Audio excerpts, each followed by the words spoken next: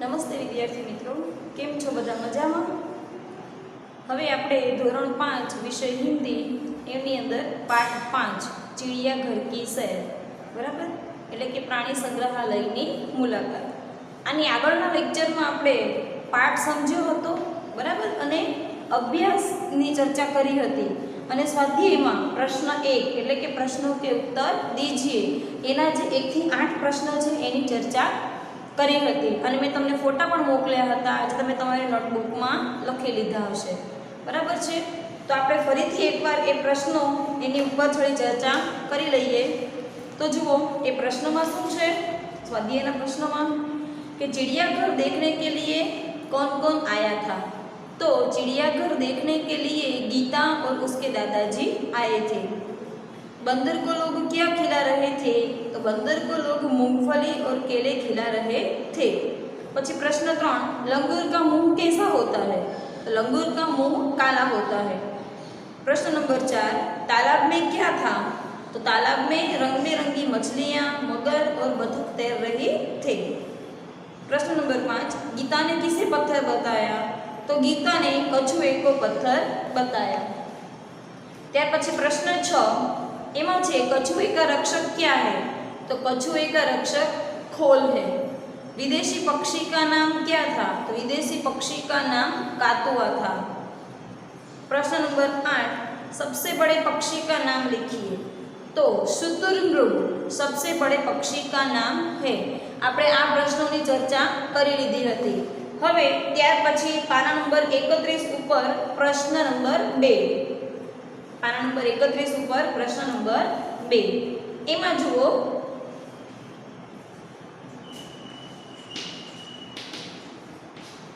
प्रश्न 2 में छे उदाहरण के अनुसार रेखांकित शब्दों की जगह उचित शब्द रखकर वाक्य पूरा कीजिए.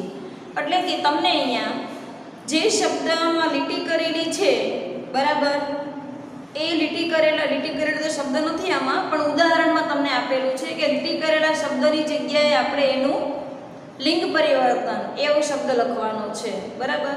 જેમ કે જો ઉદાહરણ છે,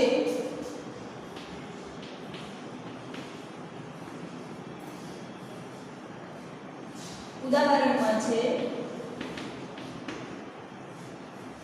पेड़ पर बंदर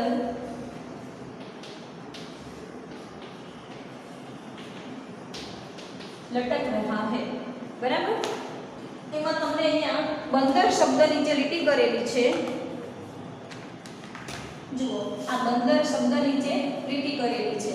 હવે જ્યારે આપણે એનું વાક્ય બનાવીએ ત્યારે કઈ રીતે લખવાનું? તો આ જે બંદર એ પુલ્લિંગ છે, મીન્સ છોકરા માટે વપરાય. પુલ્લિંગ એટલે કે નર જાતિ, બરાબર. અહીંયા બંદર શબ્દ તમને નર જાતિમાં આપેલો છે. હવે આપણે એ નારી જાતિમાં લખવાનું છે. નારી જાતિમાં તમે જ્યારે લખો ત્યારે વાક્ય આ રીતનું બને, પેડ પર बंदरिया लटक रही है. जो क्या फेर पड़ो? जो आ वाक्य में फेर क्या पड़ो? तो जुओ नारी जाति नर जाति माटे अहींया पेड़ पर बंदर शब्द हतो अने अहींया लटक रहा है, बराबर. ज्यारे आनो आ ज वाक्य आपणे नारी जाति में लखीए त्यारे पेड़ पर बंदरिया, અહીંયા ફેર પડ્યો, બંદરિયા લટક રહાના બદલે રહી હે. આ વાક્ય સ્ત્રીલિંગ માટે વપરાય છે, એટલે આપણે કહી શકીએ નારી જાતિ. સમજણ પડી મિત્રો? આ રીતે આપણે વાક્ય બનાવી શકીએ. આ તો હતું ઉદાહરણ. હવે આપણે એની નીચે તમને જે વાક્ય આપેલા છે એનો આપણે અભ્યાસ કરીએ. તમે જ્યારે નોટબુકમાં લખો ત્યારે તમારે આ ઉદાહરણ પણ સાથે લખવાનું છે.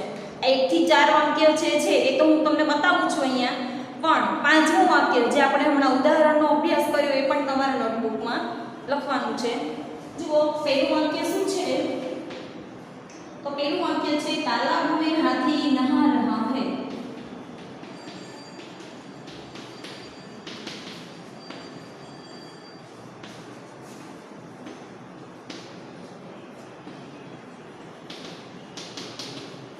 में हाथी नहा रहा है। तो હવે આપણે વાક્ય બનાવવું હોય તો કઈ રીતે બને? तालाब में हाथी की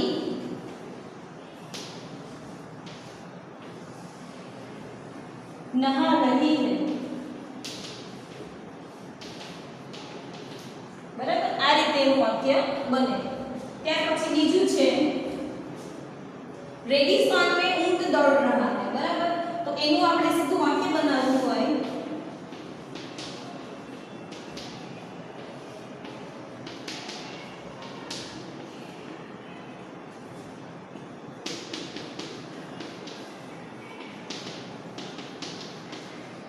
बराबर एनु આપણે સીધું વાક્ય બનાવવું છે તો કઈ રીતે બનશે કે रेगिस्तान में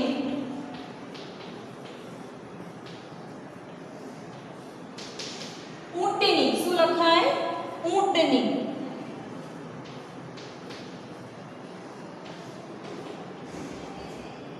दौड़ रही है। ખ્યાલ આવી ગયો? ત્યાર પછી ત્રીજું વાક્ય છે જંગલ में मोरनी नाच रही है। જુઓ અહીંયા વાક્યમાં થોડુંક ચેન્જ આવે છે।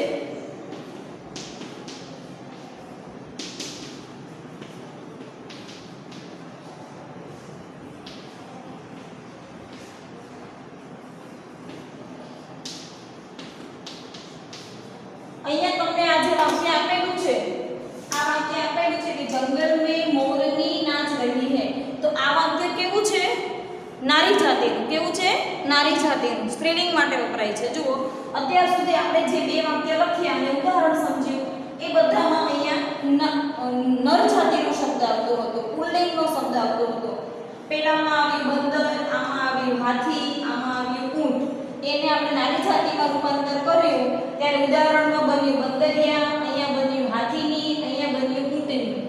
તો એવી જ રીતે અહીંયા જે વાક્ય લખવાનું હોય એ તમને અહીંયા આપેલું છે જંગલ में मोरनी नाच रही है। તો આ વાક્ય સ્ત્રીલિંગનું છે નારી જાતિનું। હવે આનું આ જ વાક્ય આપણે પુલ્લિંગમાં નર જાતિમાં રૂપાંતર કરવાનું છે તો કેવી રીતે કરીશું આ રીતે જંગલ में मोर मोरनीના બદલે मोर नाच પછી रही है એના બદલે ક્યાં ચેન્જ થાય रहा है। ખ્યાલ આવ્યો? चलो ત્યાર પછી ચોથું વાક્ય છે पिंजरे में शेर दहाड़ रहा है।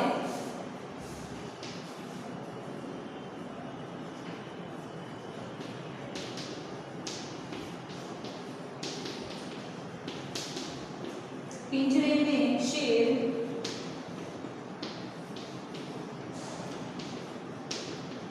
दहाड़ रहा है। बराबर હવે આ વાક્ય કેવું છે તો આ વાક્ય છે નર જાતિનું। કેવું છે નર જાતિનું। હવે આને આપણે નારી જાતિમાં રૂપાંતર કરવાનું છે તો આ રીતે લખાશે पिंजरे में शेरनी। જુઓ શેરના બદલે અહીંયા આવશે शेरनी दहाड़ रही है।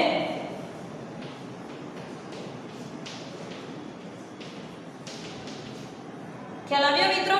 આ છે તમારો પ્રશ્ન નંબર 2। તમારે નોટબુકમાં તમે જે 1 થી 8 સવાલ જવાબ લખ્યા છે પ્રશ્ન 1 ના ત્યાર પછી તમારે પ્રશ્ન 2 ની ઉપર સૂચના લખવાની છે ચોપડીમાંથી જોઈને એનું ઉદાહરણ લખવાનું છે અને ત્યાર પછીના આ 4 વાક્ય તમારે તમારી નોટબુકમાં લખવાના છે। બરાબર છે? જુઓ હું જરા ખસી જાઉં છું તમે જોઈ લો। હવે ત્યાર પછી છે પ્રશ્ન 3। तो प्रश्न 3 में છે नीचे दिए गए जंगल के दृश्य का वर्णन कीजिए।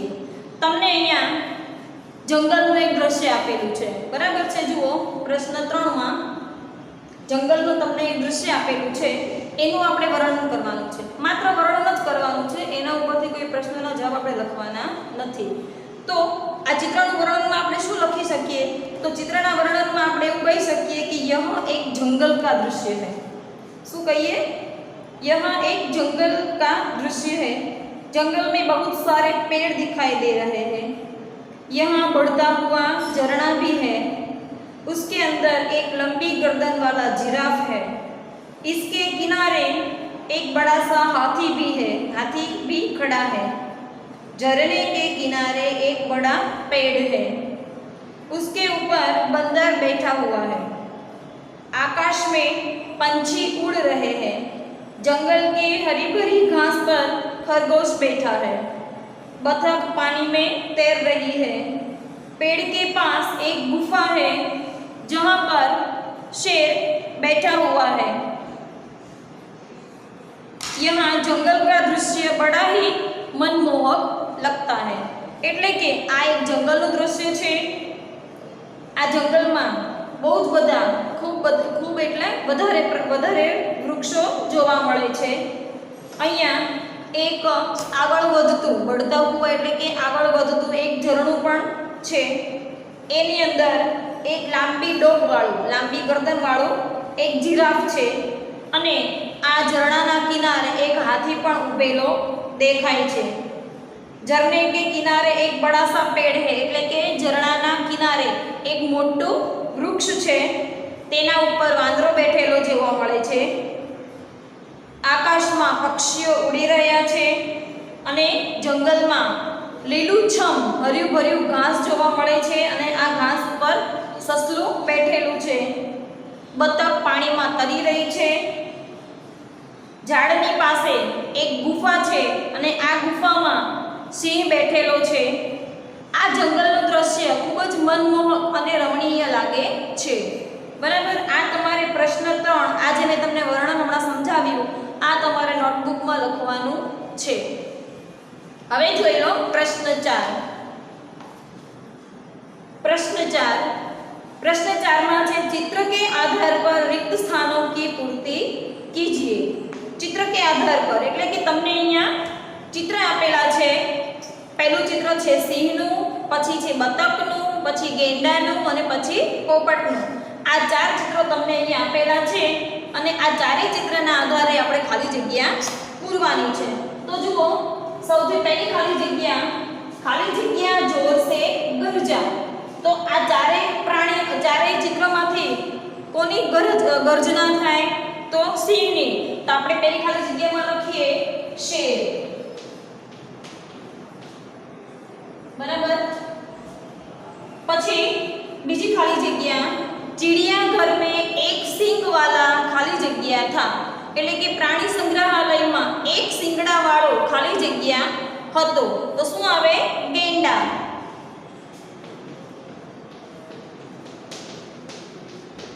બરાબર। ત્યાર પછી ત્રીજી ખાલી જગ્યા तालाब में खाली जग्या तैर रही थी। तो आमा શું આવશે? બતક। ત્યાં આવશે બતક। तालाब में बतक तैर रही थी। પછી હરિયલ ખાલી જગ્યા टे टे करता था। હરિયલ ખાલી જગ્યા टे टे करता था। તો શું આવે? તોતા। હરિયલ તોતા टे टे करता था। बराबर। आ छे प्रश्न 4। प्रश्न 4 ની ચારે ખાલી જગ્યા આ પણ તમારે તમારી નોટબુકમાં લખવાની છે। હવે પાછળ પાના નંબર 32 ઉપર પ્રશ્ન 5 એમાં જુઓ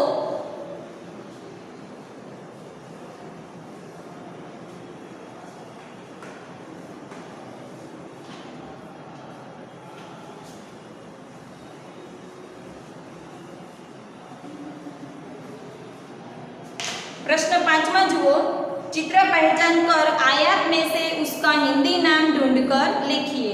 जुओ तमने अहींया चित्र आपेला छे, बराबर, अने अहींया एना नाम आपेला छे पण आडाअवळा छे।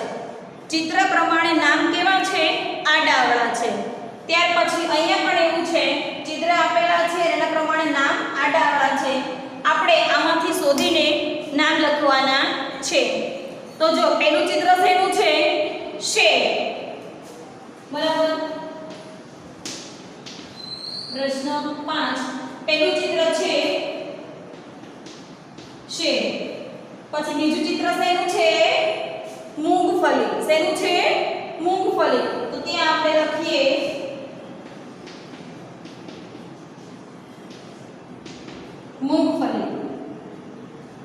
પછી ત્રીજું ચિત્ર શેનું છે? કેલા. તો અહીંયા આપણે લખીએ કેલા. પછી ગેંડા. બરાબર.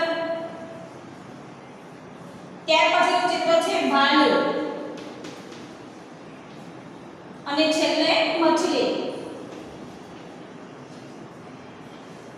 બરાબર. આ થયો એક બાજુનો વિભાગ. હવે બાજુમાં તો એમાં સૌથી પહેલું ચિત્ર શેનું છે?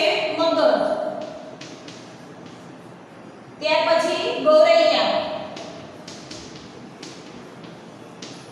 જુઓ, તમને ગોરૈયા શબ્દ તમારા માટે નવો છે. તો ગોરૈયા એટલે ચકલી.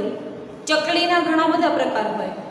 બરાબર છે. આપણે આની આગળ જ્યારે આગળના લેક્ચરમાં પાઠ સમજાવ્યો હતો ત્યારે આપણે તેનો અભ્યાસ કર્યો હતો. અહીંયા તમને ચિત્ર આપેલું છે ગોરૈયા. તો ગોરૈયાને ચકલી પણ કહેવાય. જેમ આપણે ચકલી એટલે ચીડિયા આ શબ્દનો ઉપયોગ કરીએ છીએ ને, એવી રીતે ગોરૈયાને પણ ચકલી કહેવાય. ત્યાર પછી છે તોતા. પછી છે મોર. પછી શુતુરમૃગ.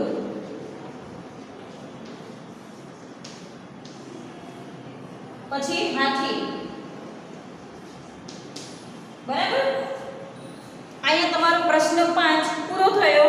તમારી નોટબુકમાં આવી રીતે વચ્ચે ભાગ પાડીને બંને સાઈડ ચિત્ર નથી દોરવાના, પણ ખાલી આવા નામ લખવાના છે. બરાબર છે. હવે જુઓ, ત્યાર પછી છે ભાષા સજ્જતા. ભાષા સજ્જતા. ભાષા સજ્જતા એટલે શું? કે આપણે ગુજરાતીમાં જેમ તમારે વ્યાકરણ આવે છે એવી રીતે અહીંયા તમારે હિન્દીમાં પણ વ્યાકરણ આવે છે. એમાં ભાષા સજ્જતામાં જુઓ, દરેક જણ પોતાના પુસ્તકમાં જુએ પાના નંબર 32 ઉપર, शब्दकोश में शब्दों को एक निश्चित क्रम में रखा जाता है. शब्दकोश में शब्दों को ढूंढने का तरीका आगे दिया है. शब्दकोश में हिंदी वर्णमाला का क्रम. बराबर. शब्दकोशમાં એટલે કે આપણી પાસે જે શબ્દ ભંડોળ હોય એમાં શબ્દને શોધવાનો એક નિશ્ચિત ઉપાય છે. બરાબર છે. એનો એક નિશ્ચિત ક્રમ છે. એ ક્રમ પ્રમાણે આપણે એના શબ્દકોશમાં લખી શકીએ. ગુજરાતીમાં આપણે એવી રીતે લખતા હોય અ આ ઈ ઉ એ ઐ ઓ ઔ અમ અહ. આ ગુજરાતી સ્વર છે. તમને હિન્દીમાં પણ ચોથા ધોરણમાં આપણે એવી રીતે જ ભણી ગયા છીએ.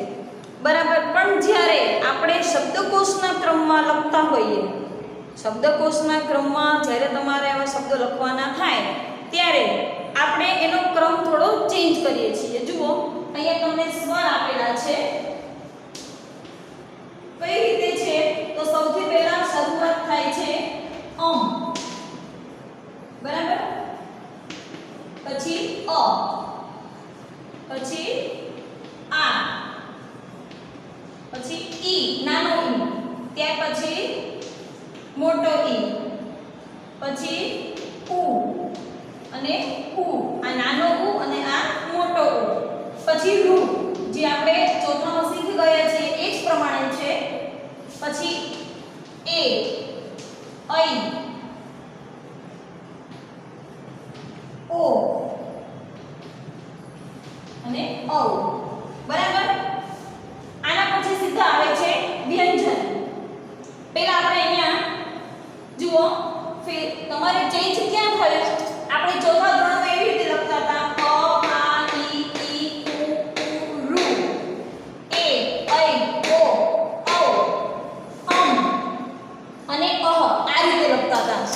બરાબર છે. જ્યારે પાંચમામાં આ તમારા ભાષા સજ્જતામાં શબ્દકોશના ક્રમમાં જ્યારે લખવાનું થાય ત્યારે આપણે તેનો ક્રમ આ પ્રમાણે રાખીશું. હવે તમને નીચે વ્યંજન આપેલા છે. વ્યંજનમાં જુઓ ક ખ ગ ઘ ચ છ જ ત્યાં સુધી બરાબર છે. ક સે જ સુધી બરાબર છે. હવે આપણે જ્યારે જ પછી જગલાનો જ લખતા હતા, અહીંયા શું આવે છે? જ પછી ય, પછી જગલાનો જ આવે છે. જુઓ, આપણે આ જ પછી આ જ લખતા હતા અને જ્ઞ સૌથી છેલ્લે આવતો હતો.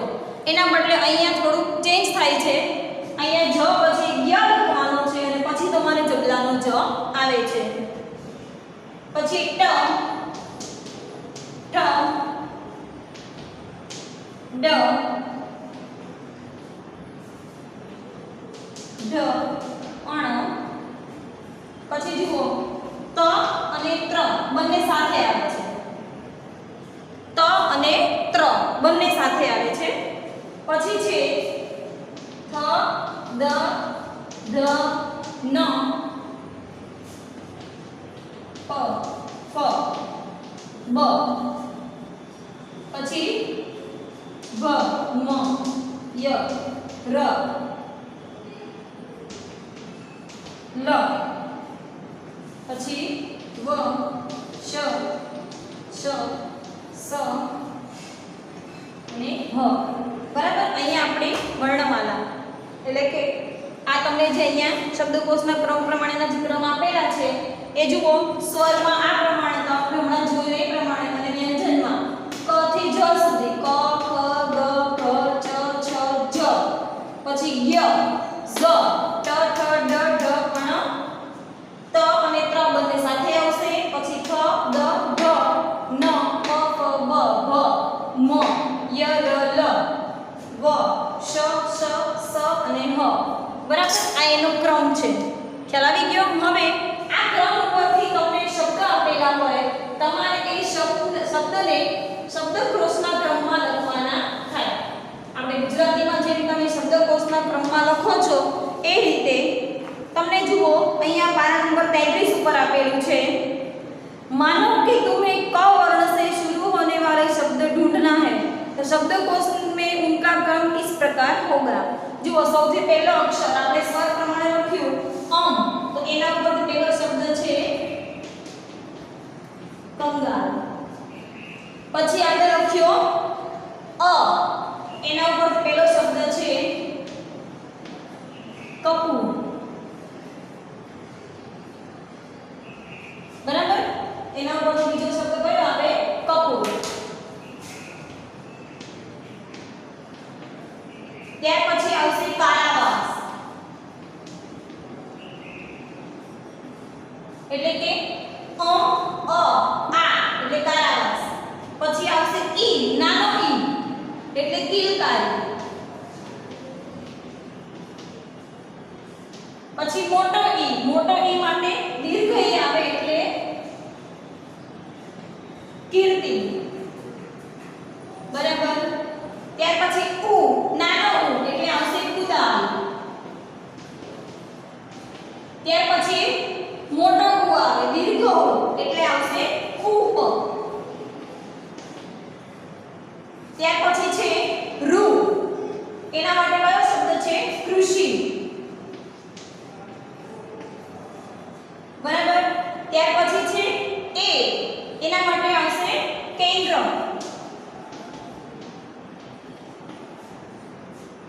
ત્યાર પછી છે રૂ પછી એ એટલે કેન્દ્ર. પછી આ એટલે કેતકી એ માટે કેતકી. પછી કૈદી. પછી છે કોરા ઓ એટલે કોરા. ત્યાર પછી ઔ માટે છે કૌતુક. બરાબર. પછી ક્યાં. પછી ક્રમ અને કક્ષા. ક્ષમા સોરી કક્ષા નહીં ક્ષમા.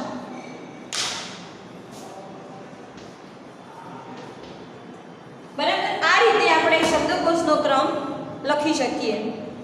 હવે જુઓ એની નીચે व्याकरण की दृष्टि में से कोई शब्द संज्ञा सर्वनाम विशेषण क्रिया आदि भेदों में से किस भेद का है इसकी सूचना आपको इन संकेताक्षरों से मिलेगी.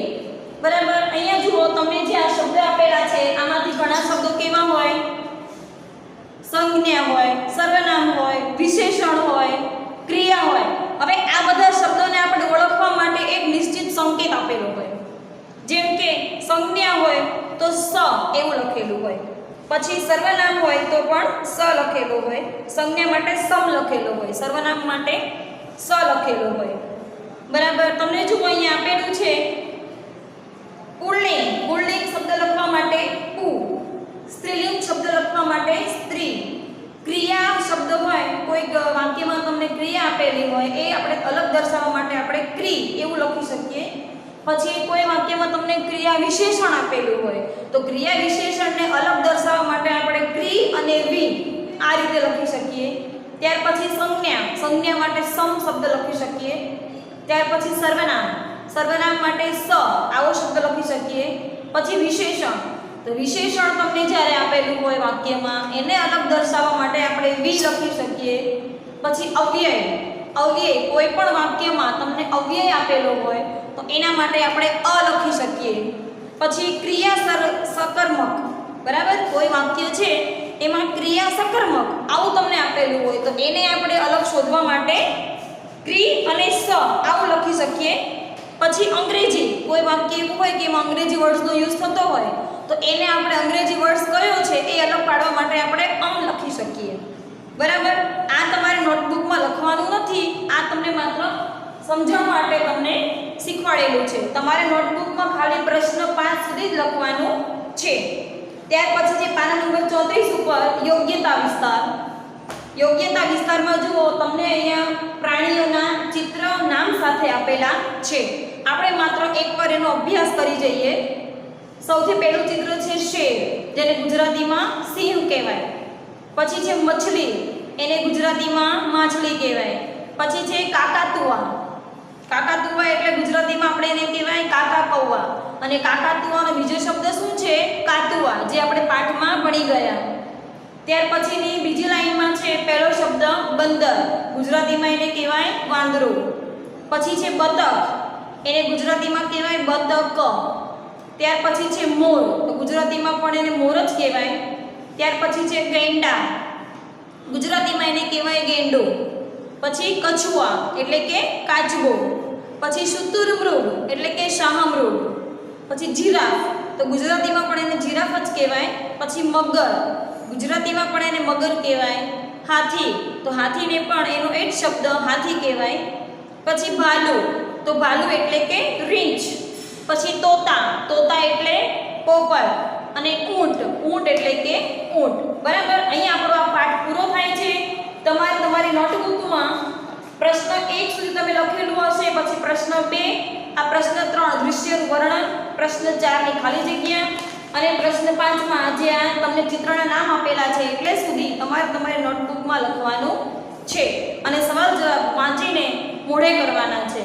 નમસ્તે.